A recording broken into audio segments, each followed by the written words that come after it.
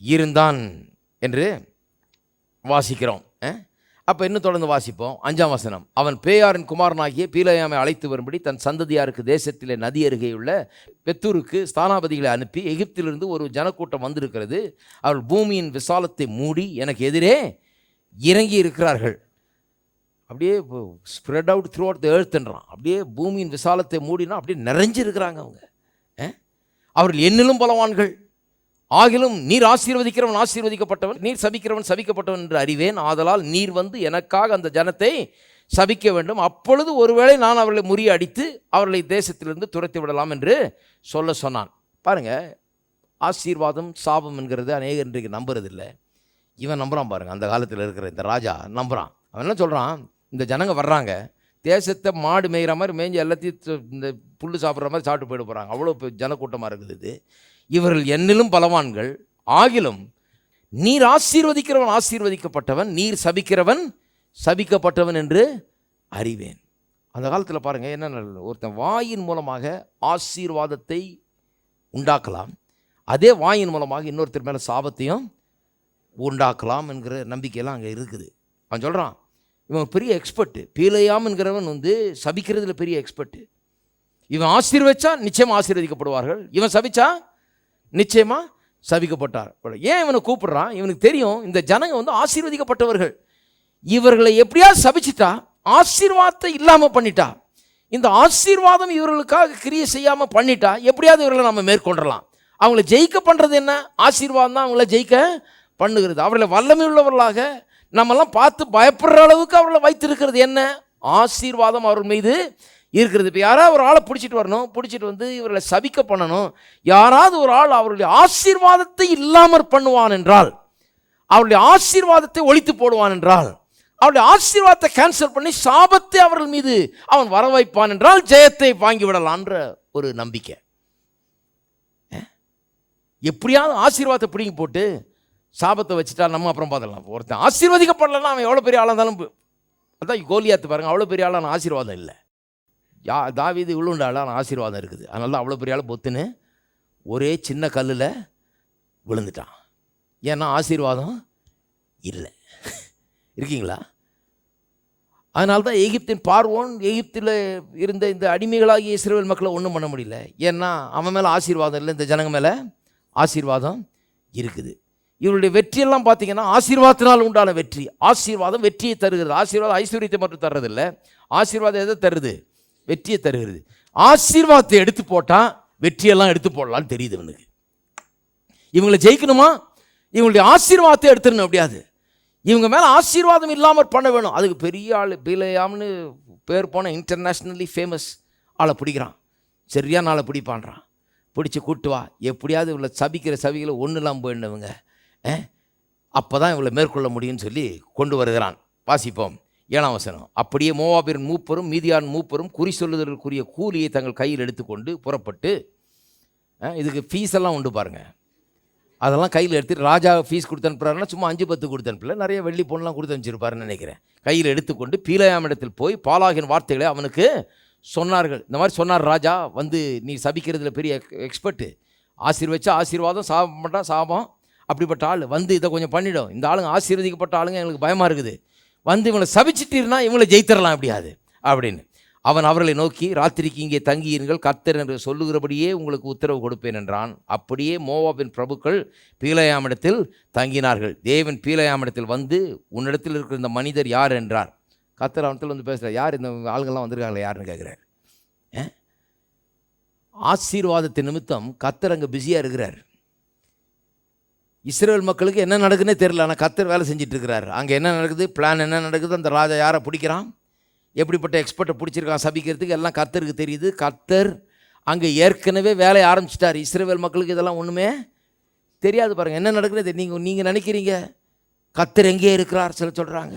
ஆண்டவரே உடைய முகத்தை எனக்கு காண்பியும், உடைய பிரசன்னத்தை நான் உணரவே இல்லை. கர்த்தர் உங்களுக்காக தான் வேலை செஞ்சுட்டு இருக்கிறாரு.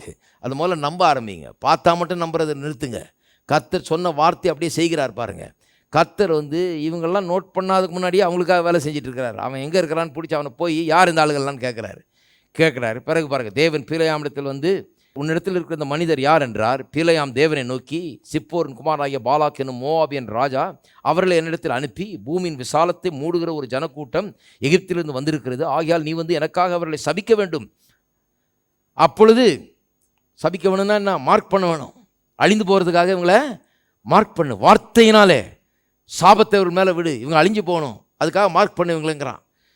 சபிக்க வேணும். அப்பொழுது நான் அவர்களோட யுத்தம் பண்ணி ஒருவேளை அவர்களை துரத்தி விடலாம் என்று சொல்ல சொன்னான். அப்போ எனக்கு சந்தேகமாக தான் இருக்குது. ஒருவேளை வந்து சபிச்சா ஒருவேளை துரத்திடலாம் அப்படின்னு. அதற்கு தேவன் பிலேயாமை நோக்கி, நீ அவர்களோட போக வேண்டாம், அந்த ஜனங்களை சபிக்கவும் வேண்டாம், அவர்கள் ஜாகிரதையார் என்றார். அவர்கள் ஆசீர்வதிக்கப்பட்டவர்கள்.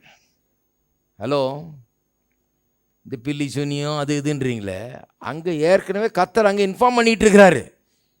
அவன் மேலே கை வச்சினா நீ தொலைஞ்ச, அவன் ஆசீர்வதிக்கப்பட்டவன், உன் வேலையை பார்த்துட்டு போன அங்கே சொல்லிகிட்டு இருக்கிறாரு.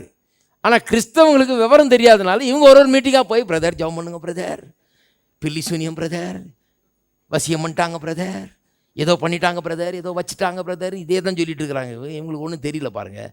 கர்த்தர் அங்கே அவனுக்கு சொல்லிட்டு இருக்கிறாரு, இதை பாரு, அவங்கள சவிக்காத. ஏன்னு சொன்னால் அவர்கள் ஆசீர்வதிக்கப்பட்டவர்கள். எத்தனை பேர் நம்புறீங்க கர்த்தர் உங்கள் பட்சத்தில் இருக்கிறான்னு சொல்லி? கர்த்தர் இந்நேரம் எத்தனை பேர்கிட்ட இதை பேசிகிட்டு இருக்கிறாருன்னு தெரியல. எனக்காக அவன் ஆசீர்வதிக்கப்பட்டவன், அவன் என்னுடைய மனுஷன், ஆசீர்வதிக்கப்பட்டவன், அவன் மேலே கையை வச்சா தொலைச்சிடுவேன்னு சொல்லிட்டு இருக்கிறார் நிறைய பேர்கிட்ட இந்நேரம். அதை நான் திறந்து ஒரு விசுவாசிக்கிறேன். எதிராக எழும்புகிறவர்கள், திட்டமிடுகிறவர்கள், சதி செய்கிறவர்கள், எனக்கு எதிராக எழும்புகிற சக்திகள், இதெல்லாம் வந்து என்ன ஒன்றும் பண்ண போகிறதில்லை. ஏனென்றால் நான் ஆசீர்வதிக்கப்பட்டவன். கர்த்தர் அங்கே எனக்காக வேலை செஞ்சுட்டு இருக்கிறார். யார் யார் கூடியிருக்கிறா, யார் யார் என்னென்ன பண்ணிகிட்டு இருக்கிறான்னு பார்த்து அவர் அங்கே முன்னாடியே போய் வேலை செஞ்சுட்டு இருக்கிறாருங்க. எனக்கு ஒன்றும் தெரியாது. மந்திரம் பண்ணுறவன், அந்த பண்ணுறவன், இதை பண்ண அவனு சொல்லிட்டு இருக்கார். சபிக்காத, ஆசீர்வதிக்கப்பட்டவன். ஆசீர்வதிக்கப்பட்டவன் மேலே வந்தீங்கன்னா சாபம் கடைசியில் உன் மேலே தான் திருப்பி வரப்போகுதுங்க. அதெல்லாம் காமிக்கிறேன்.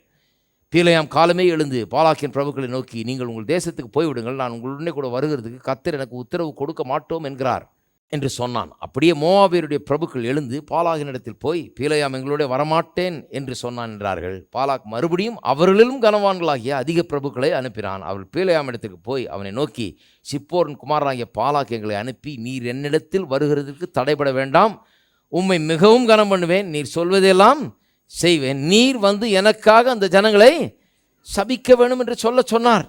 சபிக்க வேணுன்றது எவ்வளோ முக்கியமாக இருக்குது பாருங்கள் அவனுக்கு. ஏன்னா அந்த ஜனங்க ஆசீர்வதிக்கப்பட்ட ஜனங்க, எப்படியாவது சபிச்சிடணும் இவங்களை. அதுதான் அவன் குறிக்கோள்.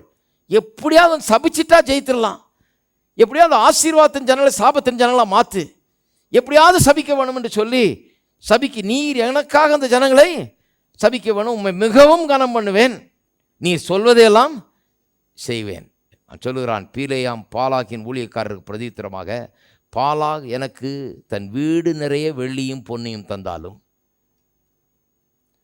பாலாகனுடைய வீடு எவ்வளோ பெருசு இருக்குன்னு நினைக்கிறீங்க? 1200 ஸ்கொயர் ஃபீட் இல்லை. அவன் ராஜாங்க, அவன் ராஜா. அவன் வீடு வந்து நம்ம ஃப்ளாட்டு மாதிரி இல்லை, ராஜாவுடைய அரண்மனையை சொல்கிறான். பாலாகு தன்னுடைய வீடு நிறைய எனக்கு வெள்ளியும் பொன்னையும் தந்தாலும், சிறிய காரியமானாலும் பெரிய காரியமானாலும் செய்யும் பொருட்டு என் தேவனாகிய கர்த்தரின் கட்டளையை நான் மீறக்கூடாது. என்ன சொல்கிறான் பதில்? நீ வீடு நிறைய, உன் அரண்மனை நிறைய இருக்கிற வெள்ளியும் பொன்னையும் தந்தா கூட என்னால் அதை செய்ய முடியாது. நீங்கள் எவ்வளவு பெரிய பலவான்கள் என்பதை இந்த வசனத்திலிருந்து தெரிந்து கொள்ளுங்கள்.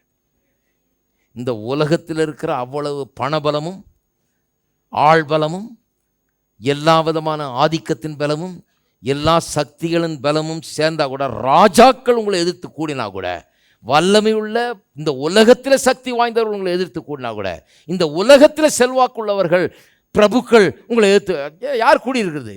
இந்த இஸ்ரவேல் ஜனங்களை எதிர்த்து ராஜாக்கள் கூடியிருக்கிறாங்க, பிரபுக்கள் கூடியிருக்கிறாங்க. அவங்க தங்களுக்குள்ள எல்லா பணத்தையும் ஒன்று போடுறாங்க, சும்மா கிடையாது. அவங்களுக்கு இருக்கிற எல்லா வெள்ளி பொண்ணு எல்லாம் சேர்த்து உனக்கு என்ன வேணால் செய்கிறேன், கேட்குறத கொடுக்குறேன்றாங்க. ஆனால் நான் சொல்லுகிறேன், இந்த உலகத்தில் இருக்கிற அத்தனை பிரபுக்களும் அவ்வளவு செல்வாக்கை உபயோகப்படுத்தி அவ்வளவு வெள்ளி பொண்ணையை உபயோகப்படுத்தி உங்களுக்கு எதிர வந்தாலும் உங்களை ஒன்றும் செய்ய முடியாது. ஏனென்றால் அதுதான் ஆசீர்வாதத்தின் வல்லமை. ஆசீர்வாதத்தின் மகிமையை புரிந்து கொள்ளுங்கள். ஆசீர்வாதம்னா சாதாரண ஒரு காரியம் கிடையாது. ஆசீர்வாதம் லேசான காரியம் கிடையாது, விளையாட்டு. இது ஆசீர்வதிக்கப்பட்டவன் சொன்னா இந்த உலகத்துல இருக்கிற அத்தனை பிரபுக்களும் ராஜாக்களும் வெள்ளி பொண்ணு அவ்வளத்தையும் கொண்டாந்து தங்களுடைய வல்லமை குதிரை ரதங்கள் அத்தனை உபயோகப்படுத்தினாலும் உங்களை ஒன்றும் செய்ய முடியாது. ஏனென்றால் ஆசீர்வாதம் அவைகளை காட்டிலும் பெரியது. கர்த்தரின் ஆசீர்வாதம்.